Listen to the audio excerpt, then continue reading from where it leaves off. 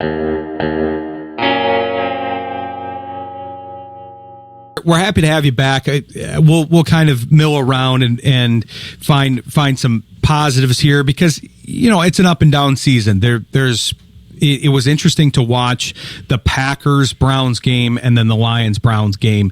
The Lions are kind of a sneaky team in the sense that maybe some of their roster doesn't necessarily intimidate you, but the culture has been very good over the course of Dan Campbell's tenure there, and they have a tendency to wear you down over time, and that's happened to a lot of the teams that they've played. Now, the Browns play a uniquely physical style too. Schwartz was ready for that game. I think he was excited about a possible redemption game, and there were a lot of positives, especially in the beginning with that defense. And I thought the defense performed pretty well given all the offensive weapons. But the thing that stuck out to me, I don't know how you felt about this, Lane, but I'm a big Flacco guy. I like his story. I think it's amazing that he came back off of his couch and in that first run with the Browns looked very good. But it just seems to me that if you fall behind it all, that it's going to be very hard to come back with Joe Flacco. And I don't know what we think of the other options, and I'd like to get your opinion on that quarterback situation as a whole, but I'm just not sure what we do with that because I feel like Flacco used to be able to do that, but he's obviously older now, and that might not be part of his repertoire anymore.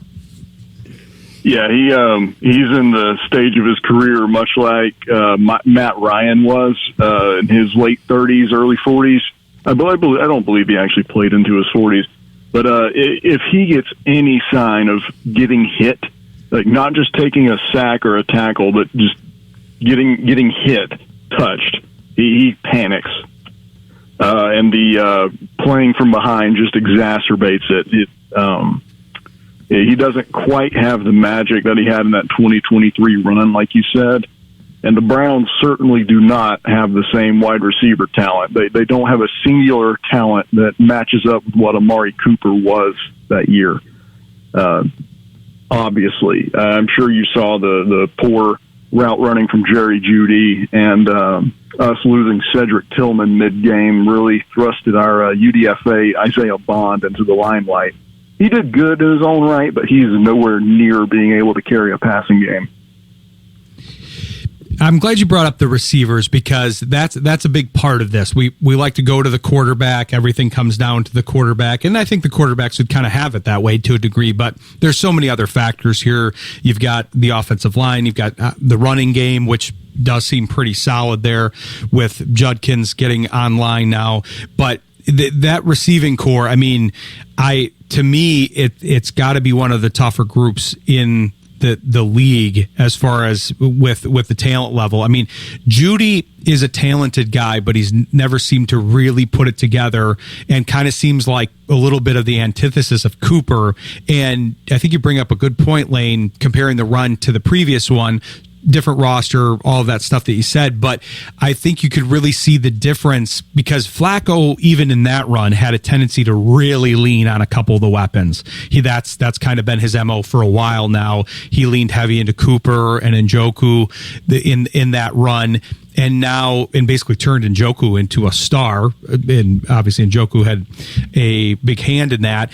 Now it seems like he favors Fannin a lot, but man, beyond that, it's hard to get anything going because, like you said, there's some route running issues. Jeudy was getting open. That secondary, as has been written about and covered in this market and on this show, that the secondary is one of the weak points at the moment because they tend to leave them on an island and give them a lot of room back there for the Lions cornerbacks specifically. But aside from that first drive, it just didn't seem like they could get anything going. And like you said, then you had the injury. There's just not a lot of depth in that unit. I have to imagine they're going to try to attack that unit here in the upcoming offseason and draft. But yeah, that as far as the weaponry, it does seem to be lacking compared to Flacco's last run. Yeah, that's the other thing I am happy to be about the wide receiver talent in this upcoming class. The Browns are lacking at the three primary positions that are very coveted in the NFL contract market. That is offensive tackle, wide receiver, and obviously quarterback.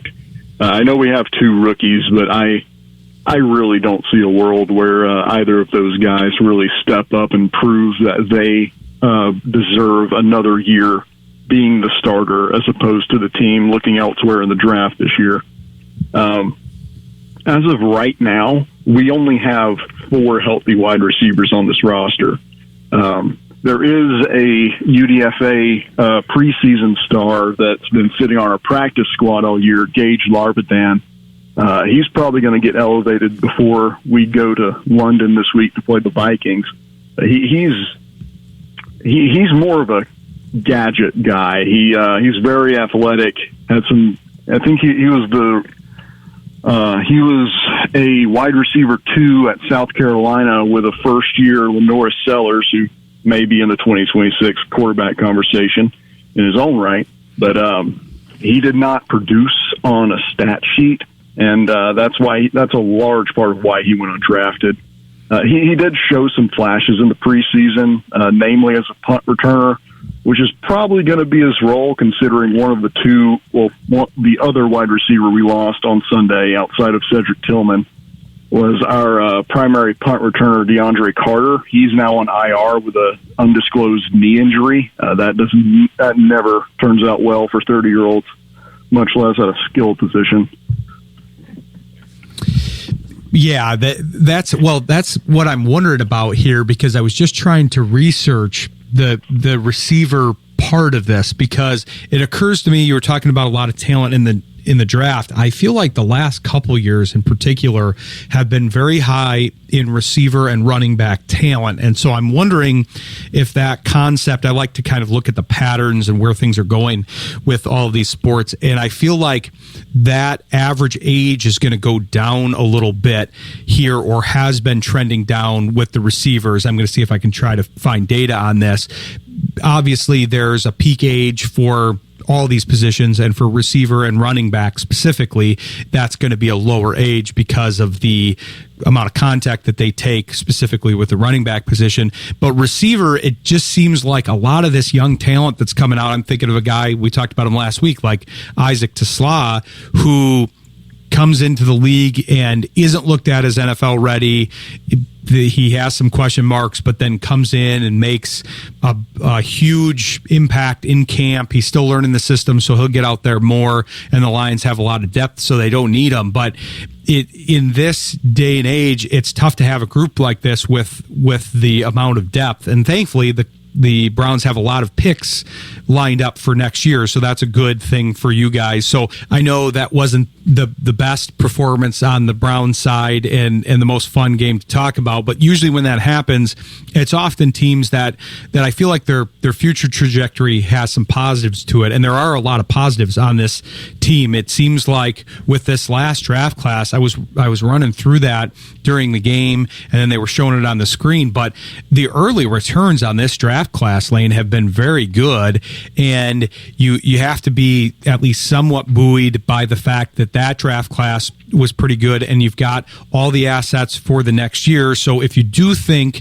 that you need a quarterback, you got 2 first-round picks, you've got a lot of late-round picks where you can take some flyers on some receivers to get that depth improved, and then, like you said, probably need some offensive line help, which usually every team does, and then you've had the injuries affect that this year. But I feel like if you can solidify some of those positions, that they might be able to turn things around fairly quickly, because there's a lot of really good pieces, specifically with the defense is pretty well set. There's probably some holes you could fill in, but once you fill in some of those holes on the offense, then you got a more complete team there.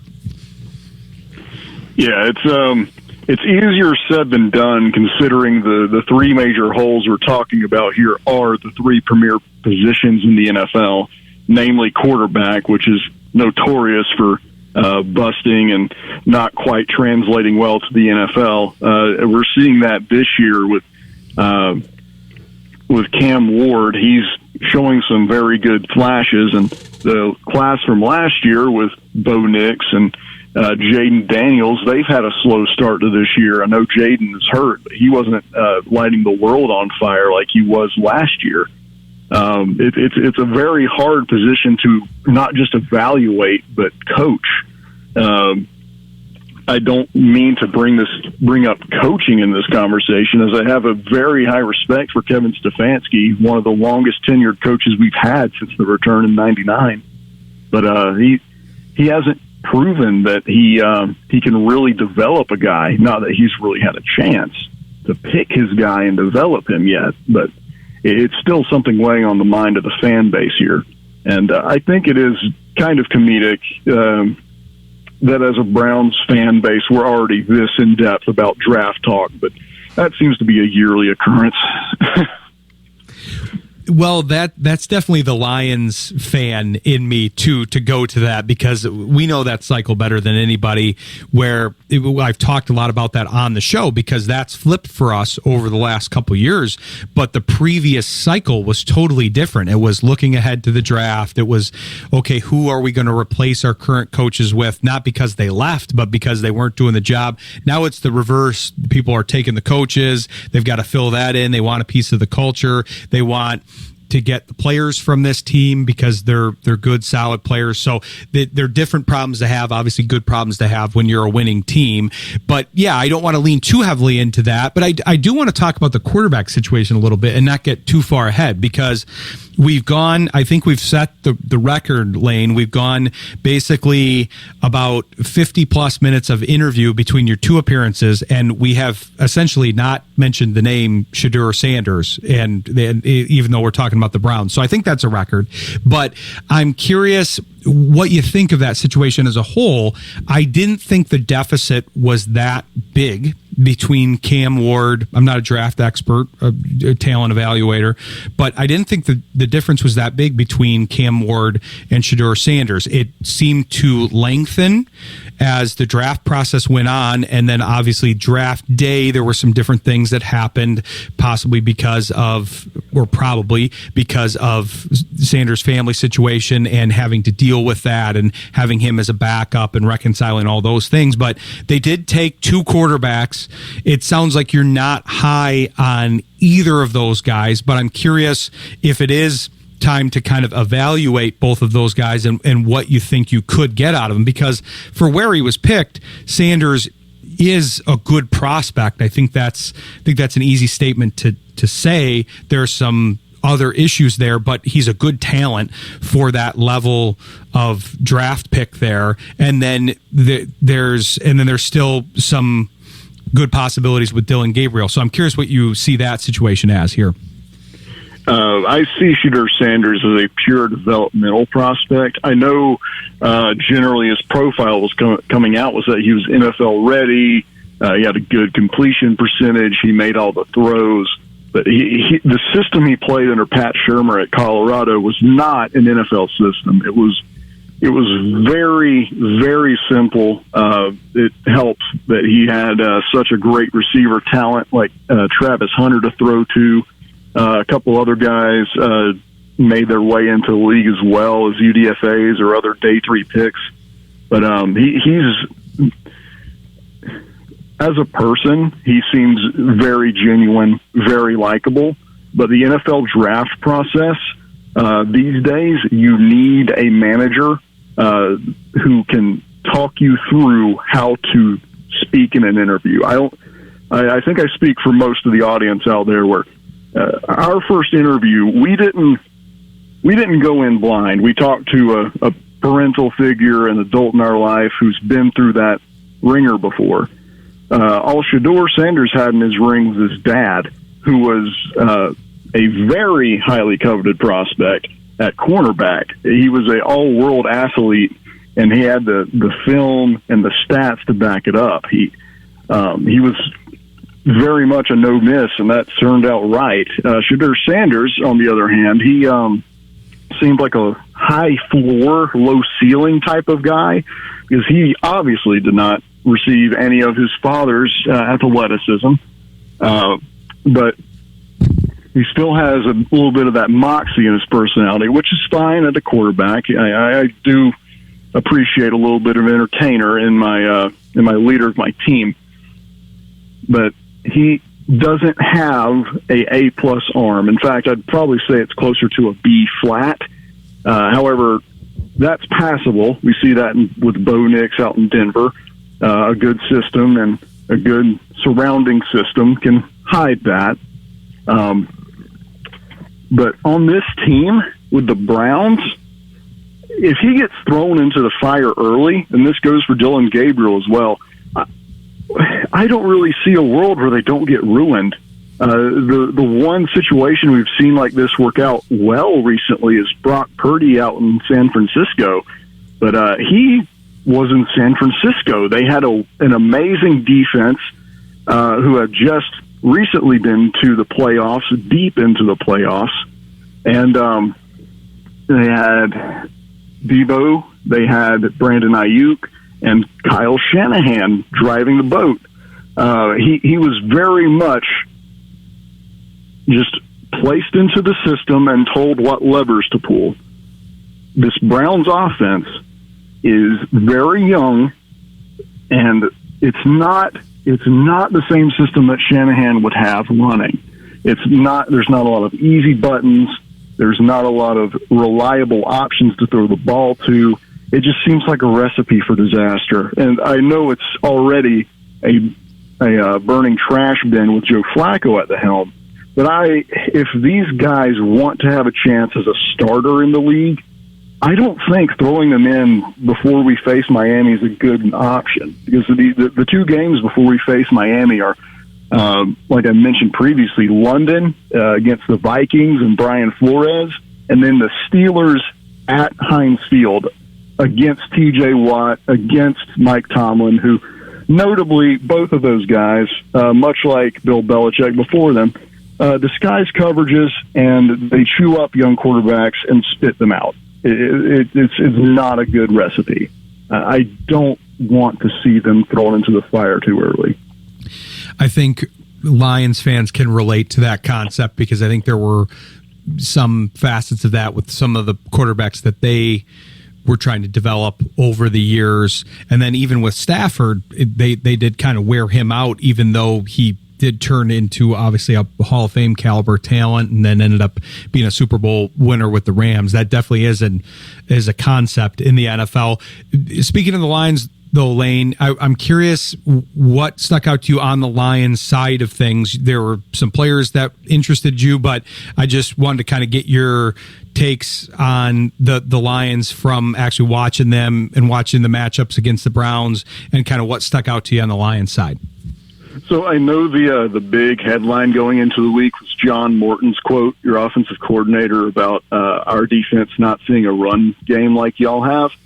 But I really think the stellar part of y'all's game plan was keeping Jared Goff's jersey clean with the offensive line, the quick game, trying to chip Myles Garrett every chance y'all got. There was one play where it was just Jahmyr Gibbs and Sam Laporta against Myles Garrett, but Jared Goff did get the ball out in time. He got hit, but he didn't take the sack. In fact, no sacks were had against the Lions by us on Sunday. I think we hit Goff 5 times, but we never brought him down for a loss.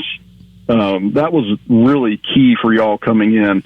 The run game, much to John Morton's displeasure, wasn't as consistent. I know that's not something you guys are too familiar with watching, but we pretty much shut down David Montgomery. I think he was 9 for 12. Jahmyr Gibbs was 15 for 92, but most of his production came on a few chunk plays. Now that was really what got y'all going in the run game. The chunk plays from Jahmyr Gibbs, where you pulled both guards out and got Jahmyr Gibbs running laterally against our defense, getting your offensive line out in space against some of our younger defenders, our secondary, which is currently lacking outside of Grant Delpit. That was the key for success for y'all, and obviously it did work with Jahmyr Gibbs. He's a dynamic athlete.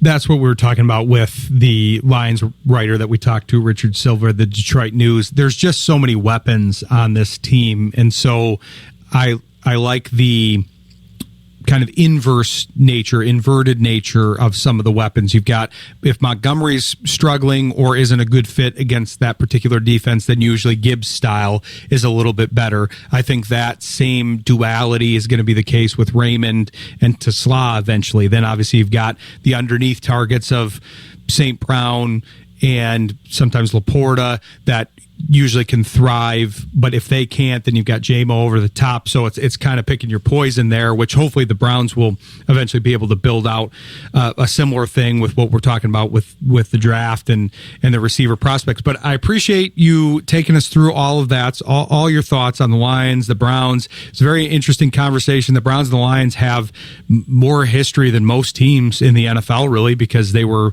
two of the prominent teams back in the 50s. And so really enjoyed you coming on the show, and especially appreciate it after that week. But I still felt like it was a great conversation, and hopefully we'll be able to have you back on sometime. But let us know where we can follow you here through the Browns Wire and your social media platforms here. Right. So my X, or Twitter, as some people call it, handle is Gapatawand. As I explained last week, it's not an English word. It is a misspelling of dog pound. It's just a running joke, like most other things following this Browns team. But I tend to find the lighthearted side of things, so I figured why not have that as my handle. It's Gapatawand NFL, no spaces. You can find me on Twitter with Joe Flacco smoking a cigar as my profile picture. Again, lighthearted. Most of my work you can find in the bio. There's a link to my Browns Wire profile there. If you want to give me a follow, go ahead. I just had an article posted today, 3 questions following the Lions' loss. If you want to go back and read any of my other works, you can find hard-hitting questions such as, when will the suffering end? And when will Bubba Ventrone, our special teams coordinator, be fired? Those are good questions for our audience and for former Lions fans. Yeah, check out that article. I was able to look at it here during the show, and it talked about Judkins and the special teams issues and the quarterback situation that we talked about. So, but we really appreciate you joining the show, Lane, and hopefully we'll be able to talk to you again, but we'll be following you in the meantime, and appreciate you giving us your time.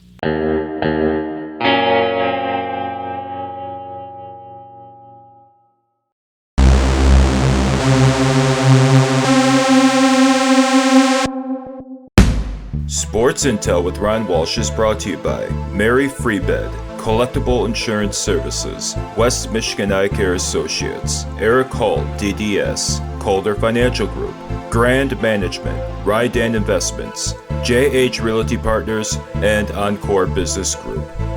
Sports Intel with Ryan Walsh airs live Monday nights, 7 p.m. Eastern on Jethro.fm. Stay informed and stay vigilant.